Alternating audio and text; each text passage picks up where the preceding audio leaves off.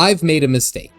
Actually, quite a few that I can name right off the top of my head. If you've been following me along in my Final Fantasy XIV journey, you know that I've really been enjoying the game. There's been a lot of things that have been exciting, have been intriguing, things that I didn't expect I would enjoy.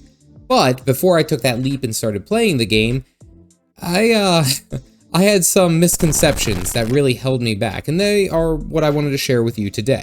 So here are 5 things that I got wrong about Final Fantasy XIV. So the first thing that I really got wrong, and I can say straight out of the gate, is the story. Now, not to say that the story hasn't picked up and it hasn't been interesting, but A Realm Reborn, which is the very first expansion, I was told that the game was slow. At least A Realm Reborn was slow. It would take a lot of time for me to get through to where the game, quote unquote, gets good.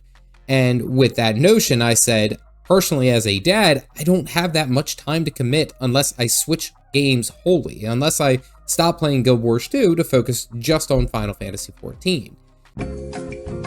And I think the mistake that I made, what I got wrong, is that the core game was boring.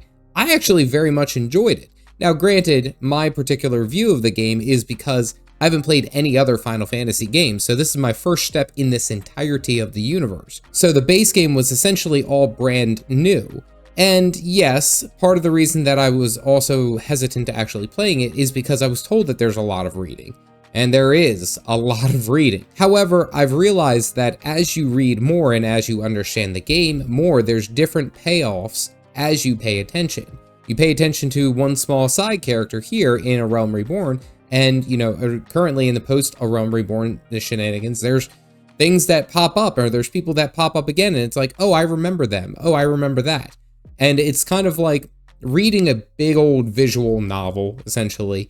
What I got wrong about it was that I let other people's opinions on the base game, oh, it only gets better after, you know, 50 hours in, 60 hours in. I let that hold me back from actually enjoying just the normal game. It's something that you see in MMOs where it's like, oh, well, you just have to get through this part to get to that good part. And it's like, you have to do that, this, that, and the other.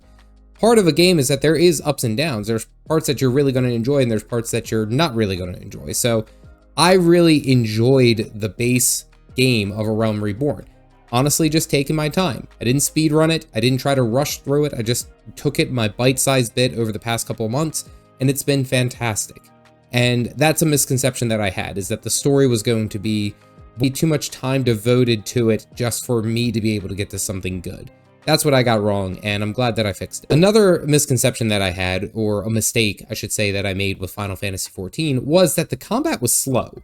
Now, granted, I'm able to look at endgame content. Galactic has been kind enough to share me some of the endgame bosses, and he told me about Uwu, which is the Ultima Weapon Ultimate, which I think is hilarious as far as an acronym. And there is so much going on, but before I took the steps into Final Fantasy XIV, I thought that the combat was going to be so slow. I thought it was going to be inching along, and kind of for the first like 20, 30 levels, it pretty much was. I only had like 7 skills to use. Having said that, by the time that I reached 50 and I had my warrior questline completely locked out, I have so many different buttons that I can press at any different time. And there's certain times that I need to be pressing these. And I think that's what's interesting about it, because I was worried that that hurdle going from one game to the next was going to be a problem. Guild Wars 2 is very fast and fluid. You essentially have all of your main attack skills by like level, I think it's like 10 or something, which can be done in about a half hour. Really doesn't take that long for you to have a number of different skills.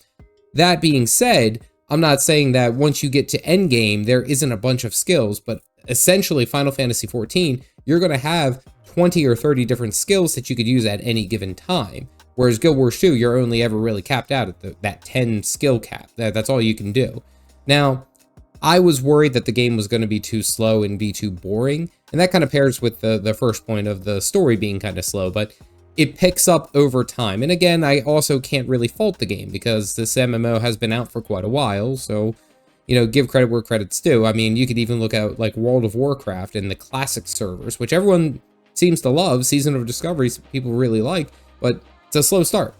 And once I got over that hurdle, the gameplay improved massively. Like, we just did some trials last night, and it was incredible. Another thing that I got wrong about the game, and it's more of the misconception that I got as far as having a monthly sub, because that did stop me for quite a bit, is because paying for Final Fantasy XIV, to me, I was like, oh my goodness, is that really even worth it? Like, should I even put the money for it? Coming from Guild Wars 2, I'm kind of spoiled. You buy once, play forever. You can play as much as you want or as little as you want. You have that option. And essentially going from Guild Wars 2 to Final Fantasy, immediately jumping in, I was like, I really don't want to pay a monthly sub. And I was only slightly aware of the free trial, and I thought it was for the base game, which, by the way, I've put in 70 hours in the base game, and I'm still not technically into the next expansion at the time of recording this. Hopefully in the next couple weeks, but you get the point. I looked at Final Fantasy and I lumped it together with World of Warcraft, where you had to pay the monthly sub, and I was like, this is not, I don't want to go down this road again and have this cost sunk fallacy where I'm going to have a monthly sub, and it's like, well, if I'm paying for that game, I need to play that game. I have had that misconception shattered because everything that I've done thus far in Final Fantasy XIV hasn't cost me a dime. It has been completely free because I've been on part of the free trial, which extends and covers basically everything up until the latest 2 expansions, not including Dawn Trail, which comes out later this summer. But the idea is that I'm able to get so much content for free. Like, there's nothing that I really have to do aside from just be there and enjoy the game as needed.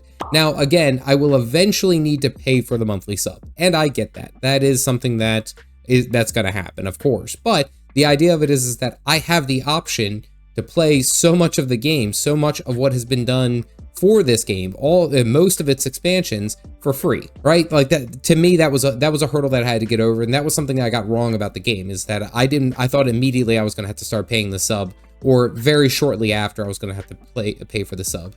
And then even comparing that to Guild Wars 2 and their trial account, which is just a trial, you can play the base game for free. However, you can't talk to people, you can't access the trading post, which is very similar to Final Fantasy XIV, and essentially it's just a very watered down version of what you can, I believe you can't even use the waypoints. The trial version is really rough.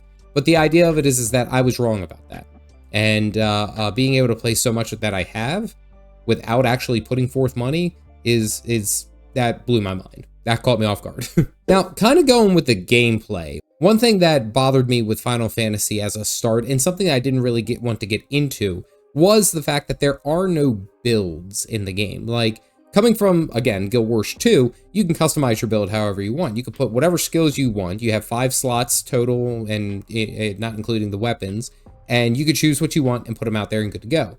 What I found is that in Final Fantasy XIV, you have your class-specific roles. You can be a melee DPS, you can be a Dragoon, you can be a monk, you could be a samurai. You have these options, but they all play uniquely in and of themselves.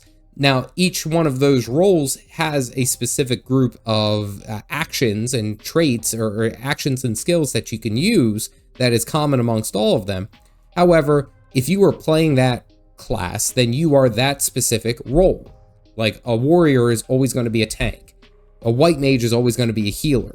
A dragoon is always going to be a melee DPS. I didn't like the idea, and it's something that pushed me away from Final Fantasy XIV, is that I couldn't customize my build the way that I wanted. Like, I couldn't be a warrior who is spec'd more into, we'll say, magical defense or something like that. I didn't like that idea. I like having the diversity and being able to have my own custom build, my own custom character, and put it the way that I want to. I had to get over the hurdle that just because there are no builds does not mean that there are not specific jobs and roles that can fit that customization. And actually, to further that point, I love that my character can essentially be every other character that it needs to be, every other job, every other class. But I just have to go through and level them up to the appropriate levels, and then I'm good to go. I actually really was enthralled by that capability because that makes so much more sense. That makes it so much easier for us to be able to put my class together and be able to swap back and forth very easy. So in a sense, yes, I do have a bunch of different builds, but it's all the ones that I'm putting forth the time to unlock, which I thought was really cool. I got that wrong about the builds in the game. There is no need for builds in this game. Every job has its specific role. And I actually have started to find that that's uniform across this entire game, and it actually makes it easier for for players, I should say, to be able to play one class and go to another. That's something really cool, and that's something I definitely got wrong. And lastly, you guys might laugh at this. I got this wrong about Final Fantasy XIV, and that is the fact that JRPGs are odd games. I had to do some self-assessment on my own interpretation of what an RPG was, an MMORPG, a JRPG, what have you. Personally, I didn't like the idea of, oh, JRPGs, flashy anime characters and stuff like that, and that never really drew that interest to me. I mean, hell, I played World of Warcraft for so long, and there really wasn't too much of an inclination of that. I played Guild Wars 2 for a while, and there were some couple of Looney Tune moments, and I was like, oh, okay, that's on itself. But I had the idea that Final Fantasy XIV was going to be a super, weeb game, and I was like, I don't really know if I want to play that, and I don't know if I really am going to be interested in that. I was wrong. Not that Final Fantasy couldn't be considered a JRPG. I was wrong because I actually do enjoy it. I guess if that makes sense. I have been enjoying the idea of the animation style, the characters, the super serious, cutscenes, all the way down to the wacky, Moogle shenanigans. There's such a juxtaposition between the serious parts and then the funny parts that it's actually enlightening. I mean, the Hildebrand questline story was friggin' hilarious. And I don't know if I would have ever really looked at that before I got into Final Fantasy and been like, yeah, this game isn't for me. If I saw Hildebrand before I even touched Final Fantasy, I'd be like, I'm not going to play it.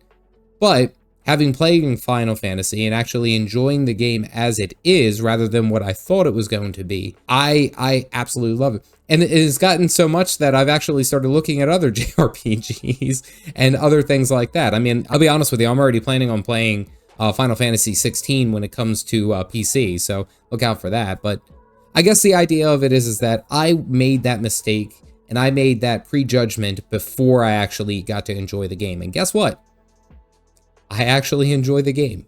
It's a lot of fun. Those are the things that I got wrong about the game, and I'm glad that I was wrong and that I could admit that, because I feel like I enjoy the game a hell of a lot more getting over those, we'll say, misconceptions. Now, if this is your first time ever seeing me, I went ahead and played through the entirety of A Realm Reborn, and I condensed it all down to one single video, which you can see that link here.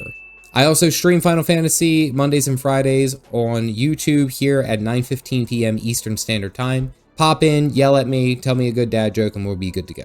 Aside from that, stay caffeinated, folks.